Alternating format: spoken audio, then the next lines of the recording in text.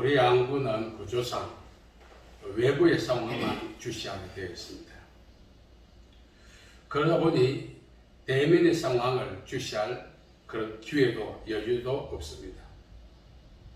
그러나 외부의 상황만 주시하던 양구가 일생에 있어서 한 번쯤은 내면의 상황을 주시할 시즌이 있다는 거죠. 자, 그렇다면 외부의 상황만 주시하는 양구가 내면의 상황을 주시할 그 때는 언제일까요? 견고하게 축적되었다 생각했던 삶의 지대가 복구가 불가능할 정도로 붕괴될 그때입니다. 외부만 주시하던 우리 안구가 우리 삶의 지대가 붕괴될 때 비로소 우리 내면을 주시하게 된다는 것입니다. 손을 도둑맞은 이후에야 외양간을 고친다는 말이 있습니다. 평소 부실했던 외양간 얼마든지 수리함으로 외양간도 수리하고 소도 지킬 수가 있었습니다. 그러나 소를 도둑맞을 수밖에 없는 이유는 부실한 외양간을 지금 괜찮아, 내가 보기에 주변에 수많은 권고가 있었지만 자신의 안구로 볼 때 아직은 괜찮아, 그런 판단을 내렸기 때문에 그렇습니다. 우리 삶의 지대가 붕괴되는 것 역시 마찬가지입니다. 우리 안구로는 우리의 삶의 지대를 볼 수 없습니다. 타인은 그 안구로 우리의 내면을 들여다봅니다. 많은 고민을 하고 권고도 하고 때로는 질타도 합니다. 부실한 삶의 지대를 복구하라고. 그래서 우리는 우리의 눈을 직접 보지 못하기 때문에 아직은 괜찮아. 그 시점에 어느 정도 도달하면 삶의 지대가 붕괴되는 것입니다. 소를 이런 외양간은 얼마든지 수리가 가능하지만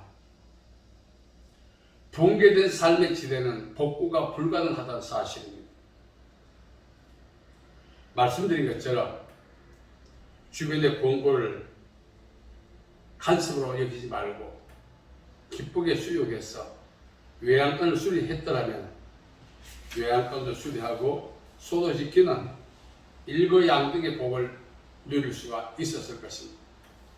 그러나 주변에 권고가 아무리 있어도 지금 괜찮아, 자신의 안구로 보는 상황과 타인의 나를 보는 그 상황은 다르다는 사실입니다. 삶의 지대가 붕괴되는 것 역시 마찬가지입니다. 하루아침에 붕괴되지 않습니다. 수많은 시간 이 삶의 지대가 침식당한 것입니다. 그래서 주변의 권고와 고민, 애정과 질타를 비위가 상하지만 자존심이 상하지만 수용해서 감당해냈더라면 삶의 지대가 붕괴되는 어리석음은 면했을 것입니다. 어느 곳에 부모의 말을 무시하는 청개구리가 있었습니다. 아버지가 동으로 가라면 썰어 갑니다. 썰어 가라면 나무로 갑니다. 아버지의 명령과 정반대되는 삶을 이 청개구리 아들이 그렇게 행했다는 사실입니다. 얼마나 속상했겠어요. 세월이 지났습니다. 아버지가 이제 임종의 때가 되었습니다. 이 청개구리 아들이 계속 반대하는 사실을 알기 때문에 자신을 산에다 매장해달라면 내과에 매일 것이고 내과에 매장해달라면 산에 매장할 것이다, 이렇게 판단했죠. 그래서 아버지가 아들 보고 이야기했습니다. 내가 죽거든 내과에다 매장해다. 이 아들 청개구리는 아버지가 돌아가신 이후에 크게 후회하고 깨달았습니다. 일생을 아버지의 속을 상하게 하고 불효했다는 사실을 알았습니다. 그래서 마지막 아버지의 요만큼은 순종해야겠다, 내가 이것만큼은 효도해야겠다. 그래서 아버지 시신을 내과에 묻었다는 거죠. 그리고 며칠이 못 되어서 이제 폭우가 내리면서 냇가 전체를 홍수가 휩쓸어가 버렸습니다. 아들 겨울이는 아버지 무덤이 걱정돼 나가보았더니 흔적조차 없어졌어요. 그래서 이제는 아버지 무덤이 없는 까닭에 아들 겨울이는 개굴개굴하고 울었다는 내용이 있습니다. 우리 역시 청개구리와 비슷한 성향이 있습니다. 주변의 공고, 주변의 애정어린 그 질타, 우리가 수용할 여유가 없습니다. 왜 그럴까요? 우리의 안구는 우리의 내면을 직시할 수 없기 때문에 그렇습니다. 다만 아직은 괜찮다는 결론을 스스로 내리게 되는 것입니다. 주변에 있는 사람들은 그 안구로 우리의 내면을 들여다봅니다. 우리와 염려로 애정어린 권고를 합니다만 우리는 무시할 때가 얼마나 많습니다. 진정한 승리자는 자기의 내면을 보는 눈을 가진 자입니다. 그렇기 때문에 우리는 늘 습관적으로 외부의 어떤 그 상황만 지시합니다. 예수님께서 비판을 받지 아니하려고 비판하지 말라 했습니다. 그 비판은 어디서 옵니까? 우리의 안구가 외부를 지시하는 데서 옵니다. 만일 우리 안에 있는 덜보를 우리가 본다면 타인을 비판할 수 있는 타인의 안구에 있는 티를 갖고 감는 열박하지 않을 것입니다. 우리가 내로남불이라는 말이 있지 않습니까? 그 말의 중심은 무엇입니까? 자기의 내면을 보지 못하기 때문에 그렇습니다. 오늘 우리는 한 번쯤 인생이 붕괴되기 이전에 우리의 안구를 열어서 우리의 내면을 직시하는 그런 기쁨이 있어야 할 것입니다. 그래서 우리가 외양간을 수리할 수 있는 기회를 포기하지 않고 수리함으로 외양간을 수리하고 소를 지키듯이 우리 삶을 복구할 수 있는 기회에 우리를 복구해서 인생 파산은 초래하지 않아야 되지 않겠습니까? 그래서 중요한 것은 우리의 내면을 직시하려면 어떻게 해야 될 것인가? 말씀드린 것처럼 삶이 복지대가 허물어져서 복구가 불가능한 상태가 될 때 안구를 열면 늦어요. 그럼 그 전에 우리는 안구를 열어야 하는 거예요. 어떻게 해야만 이 안구를 열 수 있을까? 첫째는 자아의 비늘이 떨어져야 합니다. 자아. 바울이 다메섹 도상에서 예수님을 만났습니다. 그리고 눈을 뜰 수 없게 되었습니다. 다메섹에 들어가서 아나니아의 안수를 통해서 눈이 다시 열릴 때 눈에서 비늘 같은 것이 떨어졌다는 것입니다. 그 비늘은 여러 가지를 상징합니다. 바울로 하여금 그렇게 인생을 살아갈 수밖에 없도록 이렇게 총매입을 했던 율법에 대한 덕심도 비늘에 속합니다. 오늘 우리에게 있어서는 자아라고 하는 것입니다. 자아가 강하기 때문에 우리는 타인의 공고를, 타인의 질타를, 타인의 애정을 우리는 수용하지 않습니다. 자아가 덕세하는 한 우리는 우리 내면을 들여다볼 수 있는 기회가 주어지지 않습니다. 많은 사람들이 내로남불의 삶을 삽니다. 타인의 잘못을 그냥 가십거리고 타인의 잘못을 질타하는 일에 파헤치는 일에 목숨을 겁니다. 왜 그렇습니까? 자기의 내면을 들여다보지 않기 때문에 그렇습니다. 바울은 눈에서 비늘이 떨어진 이후에야 삶이 복구가 되었습니다. 정상적 삶이 된 거죠. 우리 역시 자아라고 하는 이 비늘이 떨어지지 않는 한, 이 자아의 비늘이 안구에 계속해서 있는 한, 우리 자신의 내면을 들여다볼 수 있는 기회가 없기 때문에 우리는 파멸의 길을 걸어갈 수밖에 없는 것입니다. 우리가 가끔 가다가 보면 신호등이 있지 않습니까? 신호등은 왜 교통사고를 신호등에 따라서 움직여 방지할 수 있습니다. 우리 영혼에도 신호등 같은 것이 있습니다. 그것이 양심이기도 하고 영혼이기도 합니다. 그래서 우리는 우리의 안구를, 우리의 내면을 통해서 우리의 상태를 직시하고 복구할 수 있는 기회를 놓치지 않아야 한다는 것입니다. 두 번째는 영적 안목이 열려야 합니다.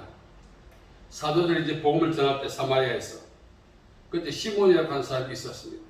이 시몬은 마술사인데 이 마술을 통해서 하나님의 능력으로 포장해서 영적 훈장 노릇하고 있었습니다. 그때 빌립에 내려가서 복음을 전해서 그 사마리아 성에 놀라운 역사가 일어났습니다. 자, 그 소식을 들은 이제 사도들이 사마리아에 내려가서 복음을 전했습니다. 성령의 능력이 임했습니다. 그때 이 시몬이 말합니다. 사도들께 돈을 많이 드리면서 그 능력도 내게 있게 해달라고. 그때 베드로는 말했죠. 내가 너를 보니 악독이 가득하고 불의에 매인바 되었다. 오늘 우리가 이 시대에 살아가면서 정치, 경제, 사회, 문화, 교육, 종교적 영역에서 훈장 노릇하는 사람이 얼마나 많습니다. 이 훈장들은 자기 내면을 모르는 거예요. 베드로가 말했던 것처럼 너는 악독이 가득하고 불의에 매인바 되었다. 우리도 한 번쯤 우리 내면을 질타받을 수 있는 기회가 있어야 되는 것입니다. 내가 갖고 있는 도덕적, 윤리적, 종교적 잣대로 사람을 판단할 것이 아니라 정말 하나님의 안목으로 그 사람의 내면을 들여다보고 붕괴되어 가 있는 그 사람을 회복시킬 수 있는 기회가 온다면 그 좋은 일이죠.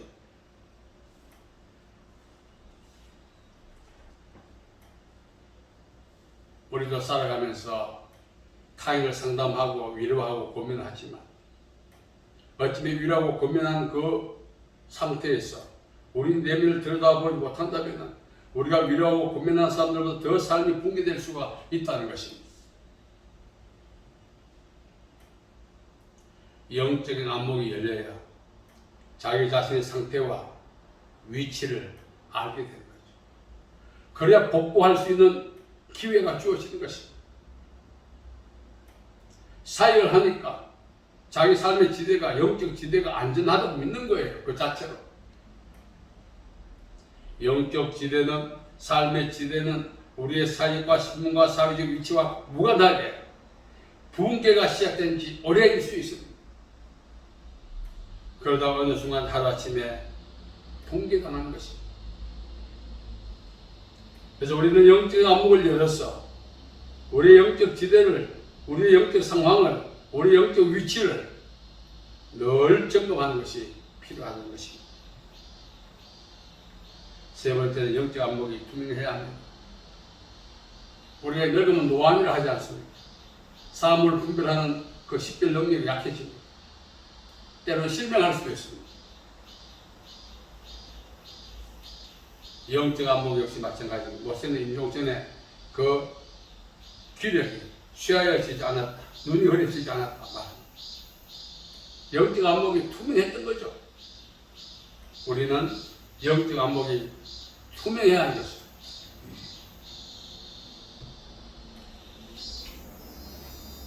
안구의 건강이 생리적 건강과 맞물려 있다. 안과 의사들은 이야기합니다. 그래서 우리가 병들 때 안구에 제일 먼저 쇠약과 기력의 소진의 징후가 나타난다는 거죠. 영적인 마찬가지. 예수님께서는 마음이 청결한 자는 하나님을 볼 것이다 했습니다. 그래서 바로 영적 안목의 투명함을 이야기합니다. 우리가 믿음 생활을 한다는 것은 영적 안목이 투명한 것을 전제로 합니다. 그러지 않으면 세상과 하나님 사이를 동가수 서가시 하기 때문에 그렇습니다. 우리가 믿음 생활 일로 매진하고 자는 것이 소망 아닙니까? 그 일로 매진 하루아침에 주어집니까?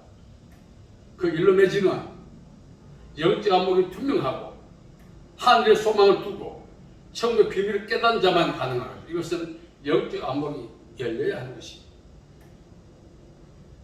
영적 안목은 어떻게 열릴까요? 10편 19편 7절에 보면 여호와의 율법은 완전하여 영혼을 솟게 하고 여호와의 증언은 확실하게 우둔한 자를 지혜롭게 하고 여호와의 계명은 순결하여 눈을 밝게 한다 했습니다. 하나님의 말씀을 읽고 묵상할 때 영적 안목이 열리는 것입니다. 바울이 복음을 전했을 때 누디아가 눈이 열렸어요. 바울의 말을 받게 했다. 이렇게 성경이 증거합니다.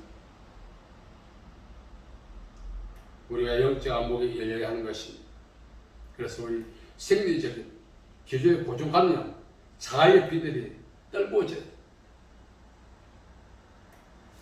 그러지 않으면 결코 자기 내면을 볼 수가 없어요.